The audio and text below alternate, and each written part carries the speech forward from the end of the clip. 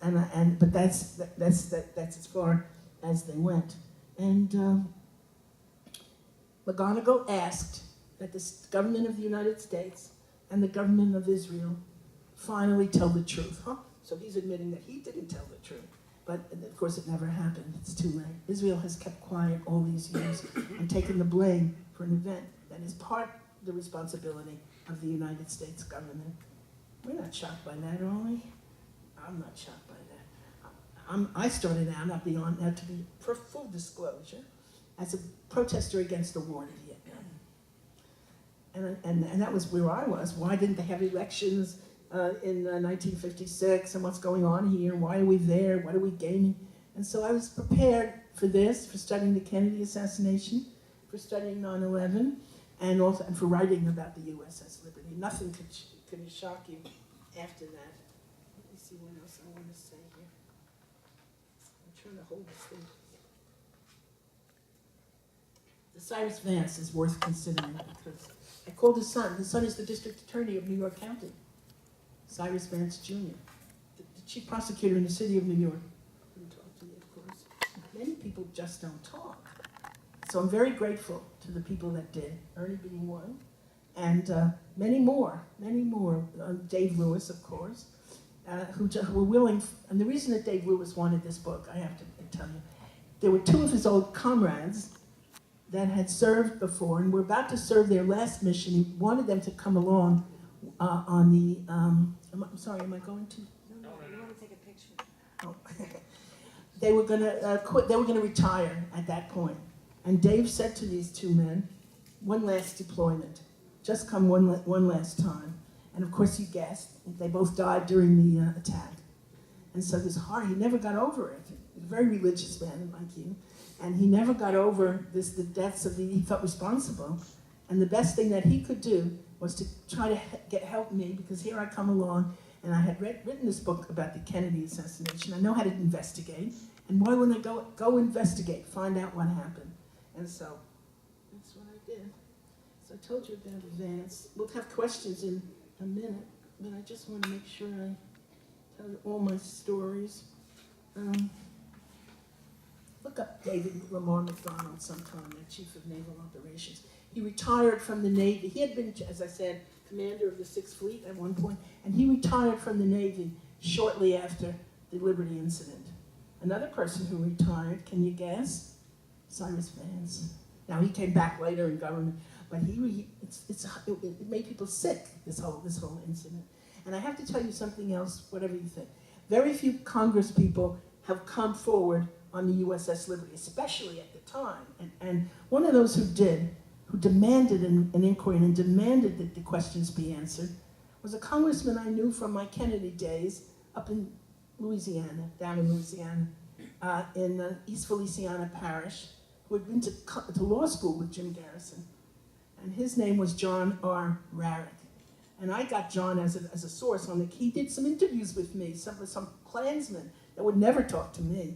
But they went to the same church as Judge Rarick. He was a judge, Judge Rarick, and he asked, they answered his questions. Wow. And then the other thing is, and I have to tell you, is that John R. Rarick is the most famous racist in the state of Louisiana history. So I had to sit there and listen, and he just was constantly provoking me. He was fond of me, but because I respected him. I didn't care. I wanted the story. So the first day when I went to John's office, he has one of these glass top desks. You remember these desks with glass, and things are under the glass. And under the glass on his desk, what do you think I saw? A card of David Duke. Well, that's not surprising. First of all, Judge Rarick was born in southern Indiana, where the birthplace of the Ku Klux Klan. And in Louisiana, he was known as a racist. If a black person came into court without a jacket, he threw them out, and he put them in. He did such things. And yet, when it came to the USS Liberty and the injustice, it was so palpable, it was so obvious. These people were murdered for nothing, that he had to come forward, and I give him credit. And his testimony is in the congressional record. I'm not making it up if you want to see that. So Judge Rarick, Admiral McDonald, I wanted to have some good guys in this story. And another good guy, which might surprise some of the younger people, might surprise me, was Richard Helms, the director of Central Intelligence at the time of the attack on the USS Liberty. Now, Helms never came out publicly in the newspapers, never. Interview him, you better be, never would happen. But it turned out that a great figure who supported the sailors of the USS Liberty was named Dick Thompson, who was a CIA asset and the person, and he knew Helms. And Helms liked him so much that he was willing to be interviewed in the movie Dead in the Water. There you'll see an aged Helms, nearly 100 years old it seems, talking about how this could not possibly have been an accident. This could not be a mistake. And he's one of the most sophisticated intelligence officer in the history. Am I going on too long, Pastor? No. I have to do a funeral later, so I'm making sure I meet the dead in time. Absence accepted. I used to be a teacher at Temple University for 50 years. 50. And I could never interest this. So every time I come to class, in recent years now, I give a little talk about the USS Liberty because I was so passionately involved, I couldn't help it. I was always thinking about it. I could see their eyes glaze over. I could not persuade them that this was something that they should be interested in, that they should write books like this, because they're writing novels that no one is reading and not buying. And I thought, well, don't you want to write some nonfiction? Everything in my book is fact, verified, with sources. The only time I don't have a source is when the person who gave me the information didn't want to be named, which is understandable, especially certain CIA officers that don't want to be, you're not allowed to talk about anything you learn from CIA if you're in, is that correct, Ernie? Anyway, I just want to say one more last point, and that is the 303 committee that I mentioned earlier, that had that one document. So you ever hear of the Freedom of Information Act? You can get a lawyer and ask them, the government, CIA included, where are these papers? And they're supposed to give it to you. So I asked for the papers about USS Liberty from 303. First they said yes. Well, first I had to say I was a professor and all that, okay. Then they said okay, and they gave me a date when they would give us the papers. And then they wrote again, and they said, not yet, but we have a certain other date, April, whatever. And they gave it. And then suddenly, last April, they said, sorry, we never heard of it. And I have a friend who's very close to the CIA in the records, and he said they don't throw away the stuff. They could not have thrown away these records. That's not what they do. Correct me if I'm wrong. So anyway, then about a week ago, the same friend, constantly looking in the archives, he finds a transcript of a conversation between Lyndon Johnson and two of his cronies taking place on Air Force One toward the end of Johnson's presidency. And Johnson is asking them, go get the CIA records about me. They're in John McCone's safe. He has the combination. We can do it. Commander-in-Chief, he has the most power of anybody in the United States. He can do it and get those records. And my friend said, well, that's where the 303, because he knew, you see, this researcher whom I knew, he knew what box it was in. He knew what room it was in. There's a CIA, what's the name of this place? I can't find. The Agency Archives Record Center. That's neutral enough, but that's where the stuff was. And we knew the box, and when they opened it, the boxes were half empty. So you can see, we know now that we will not see those 303s. Oh, but by the way, Johnson says, pack it up, a certain group of documents were to be packed up and packaged and kept secret for 50 years. It says this in this transcript. And we don't know. Are they there? Are they not there? Where are they? We don't know. But just to give you don't blame CIA for the non-release of the 303 records, because I've been agitating over this for years. Where is it? Where is it? We have a right to these, we pay for their existence, and so forth. And now I'm going to see if anyone has a question. Yes, sir. The Navy. This is the Navy. Also retired 1610 Combat Secretary Walsh. So what do you think was the purpose, and it's a double purpose. First of all, the purpose of sending the Liberty into the Med, and then number two, what was the purpose of destroying it? The purpose of destroying it, you had to destroy the whole thing. You couldn't just let some survive and some die. If all the sailors on that ship went to the bottom of the sea with the ship, then Israel was the witness that could then say, who did it? And they could say, this came from Egypt. This was, again, another attempt to get rid of Nasser and to blame Egypt and to get the money, the United States money, going to Israel and all of that. And the purpose of sending the ship up there was to be a scapegoat. What was the purpose of Oswald going to the state of Louisiana, schlepping around, use a Yiddish word, of the state, trying to get a job at the East Louisiana State Hospital at Jackson? What was that about? It was to set Oswald up to be a scapegoat for the killing of President Kennedy. And so the purpose of the sinking of the USS Liberty was to get rid of Nasser. And by the way, we have records. James Angleton, who was the head of CIA counterintelligence, talking to some others there, and they talk about how the worst enemy, and Dulles, the worst enemy of the United States was Nasser. Why was Nasser such an enemy? Well, he was a neutral. There were no neutral. There was communists, capitalists, and neutrals. And Nasser represented the non-aligned countries of the world. And that's a very big, we don't want him because people might be drawn to him. They don't want communists, they don't want us, but they might like Nasser. And he had a great appeal in what we used to call the Third World. And so, and by the way, Nasser died several years after this, not too long after this. 5 million people in the streets of Cairo mourning Nasser. We may think we don't know who he is, but he was a big figure in the world at that time. I begin the book, by the way, with me in Dar es Salaam, Tanzania, having just become an independent nation, and there's a reception for Nasser. Nasser is greeting the premier of Nyerere of Tanzania, Julius Nyerere.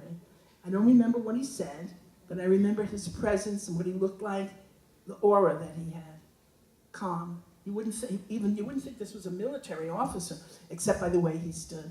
He was a colonel, you know, in the Egyptian army, and after the overthrow of King Farouk, and he had a rival called Naguib, he became the president of the United Arab Republic. Yes, Bob? A couple things I wanted that struck me to the story. First of all, as Joan had alluded to, after Ernie left the Navy, he joined the CIA and had how many years at the CIA? 28. 28 years at the CIA, and as well as I think his wife Patricia also worked at the CIA. Is that true? Like the things that really struck out me that I don't think we mentioned here was, and correct me if I'm wrong, Ernie, 34 sailors lost their lives at this event. 174 were injured during this event.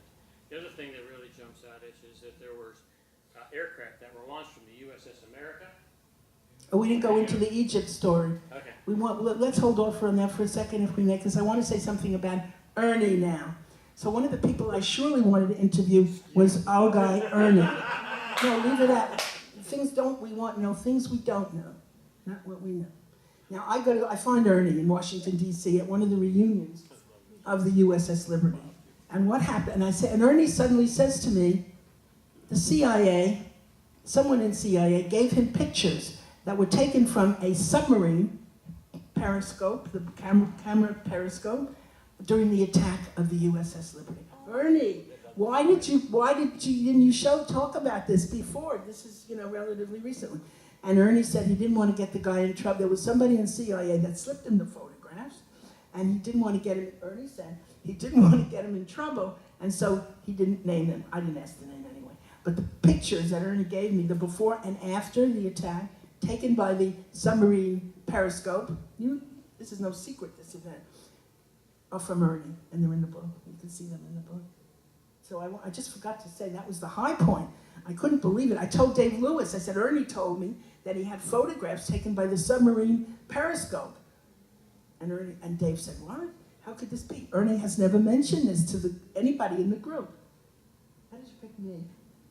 The timing was Isn't that about everything in life? The timing, Ernie says, the timing was right. Yes, sir. no. The Southern European Task Force in Italy was established as a staging area to support the war. And, Vietnam War? What's that? I'm sorry, the 6th day or the Vietnam? The 6th day.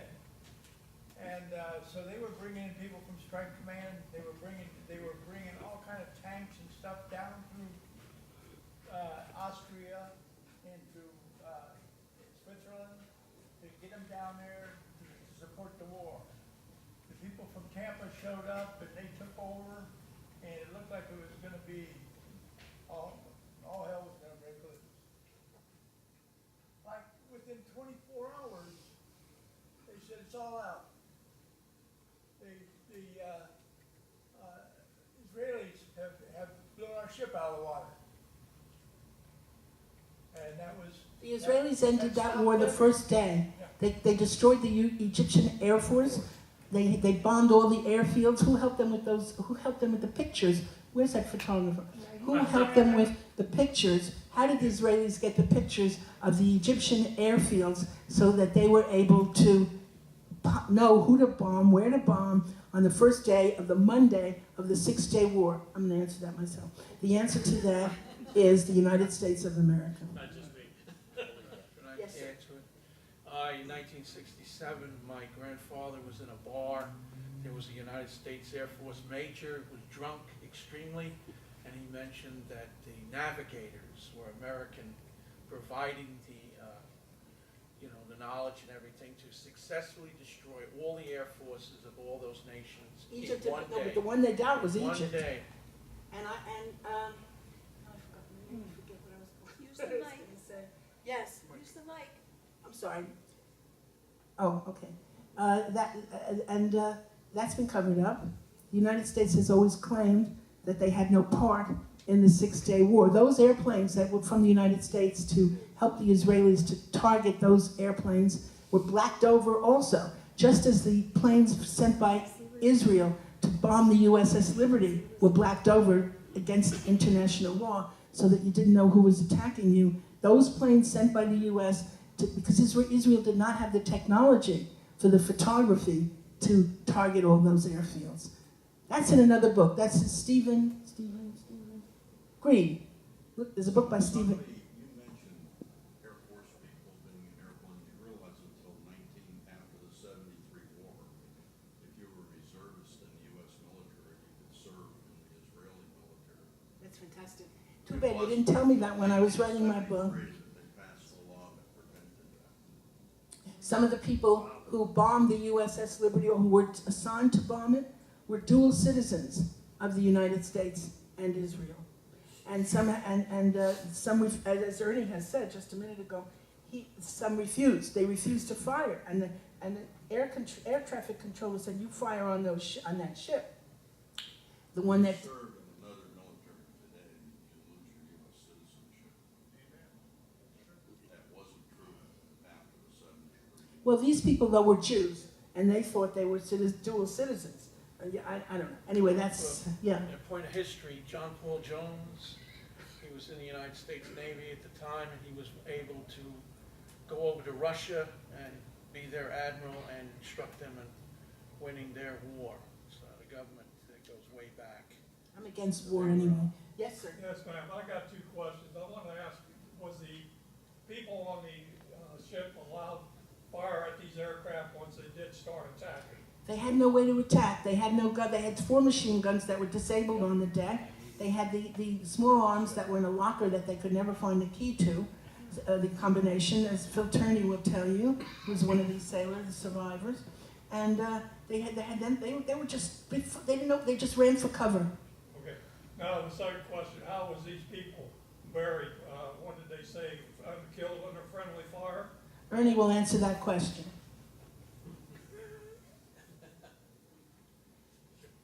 The monuments at Arlington Cemetery will not indicate that they were part of any kind of group, or in other words, that the Israelis killed them. They just died. Not part of the conversation. You know, they were killed. Period. To this day. To this day. Any more questions? Can I answer? Yes. Our captain received the Medal of Honor, not by President Johnson. His Medal of Honor was given to him by the Secretary of Navy in a quiet ceremony at the Washington Navy Yard, with no press invited. In his citation, there is no mention whatsoever of Israel, why he received the Medal of Honor, that Israel was the aggressor. And all the other medals that were awarded, 12 Silver Stars, I want to say 3 Navy Crosses, 20 bronze medals, 208 Purple Hearts, 11 Silver Stars, 11 Silver Stars. They never mention Israel whatsoever. The 12th Silver Star was recently given to one of our electronic technicians because of the intercession of Congressman Nunes. That's the only citation that indicates that the Israelis were the perpetrators. So I want to add to that one point. Lloyd Painter, who was one of my favorites of the survivors, and who later joined the United States Secret Service, where he protected everybody but someone in the Lyndon Johnson family, told me that he received his Purple Heart in Germany. And when he got it, he was told, don't tell anyone where you got it. Meaning this same thing, no mention of USS Liberty. Yes, sir. Getting closer to the truth in our republic usually means that you have debates, and you get credible debates over issues like this. And I just want to know if anybody has come to you who has some credibility to debate this issue from their point of view versus your point of view. You try. I cannot get on television. I cannot get on the. I cannot get reviewed in the newspapers, which is a place of debate. I can only get on Amazon.com. People write in, this is no good, this is good.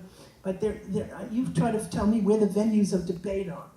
I don't know if they exist anymore in this country, where dissident views are not given a hearing. And I don't know who you think is going to debate that. I've been debating by Ernie and various people, but it's very rare to find Dave. When the book first came out, Dave had a big event in New Hampshire, because the town where he was born, and we sold 200 books in one day, fantastic. And people argued, and people got up and debate, asked questions. But I don't know who you think that the United States Navy is going to come and debate? Do you think? I talked to one of the people who was going to review the book. His name Thomas Schaff. He's from Navy. He came in the Naval Academy. And he told Dave he was reviewing the book. So I thought, great, because he's very credible. He retired as a captain. This would be good. Whatever he says. And then he said, I can't stand it because, and he was referring to an incident that Bob just mentioned, but we didn't get a chance to talk about. So one of the witnesses that I've talked to is named Mo Schaefer. Mo was wounded, and the USS America was filled up with people that were wounded and dying. And so Mo and several comrades of his were taken to the USS Little Rock. And the Little Rock was the flagship for Admiral William Inman Martin, a great villain in this story. If you read my book, I have sources. That could be a debate. Anyway, William Inman Martin comes into Mo's room with the wounded sailors, and he says, I just want to tell you people something. I stood up for you. And then he told the story that on the day of the Liberty attack, same time, he sent planes to Cairo to bomb Cairo. And we have other evidence for that, because one of the people that was the flyers had been briefed on the ship USS America for the targets. Where in Cairo, these places. And he sent them. He and William and Donald Langan, the captain of the USS America, cooked this up. They sent the planes. And when the SOS came from USS Liberty, and Israelis realized that the jig is up, we got to stop, then he called the planes back. And Admiral Martin said to Mo, he called them back when they were 7 minutes from target. They almost were there. We had World War III right there, because the Soviets were there with submarines, and they were going to bomb Jerusalem and all this. And then he called them back, had to call them back. Too bad, and for those who like war, because it was over then. You call tomorrow. Please, if you don't believe, I know you don't believe me, a woman, a Jew, somebody, a professor, how could she know more than other people know? You can't. So if you doubt me, call up these people. They're all in my book. It's easy to find. You can find them on the internet and ask them. Ask Ernie. Don't trust. I know you don't trust me. I know. I can feel it. But the first step is to buy her book. Please. It's really dynamite. It gives you all those details. Please buy her book. All right? I'm the only Jew in the room. Oh no, Patricia's 1/10 Jewish. What was it? And she only. They say it's a little too late. Anyway, does anyone else want to ask anything, or we can just talk informally? Yes, yes. Tell them about what you do. My what? Tell them that you were the photographer. Oh, well, yeah, my role is, I was on board USS America, and we were on the way to Liberty in Toulon, France, where my mom was sitting on the dock, and all of a sudden, we got orders that we're heading east. And we were there, on the 8th, we were there on the 9th. The Liberty was all alone on the evening of the 8th, wounded, bleeding, dying, and then and nobody came. No planes, no boats, nothing, ships. Nobody came. The next morning, the USS America showed up.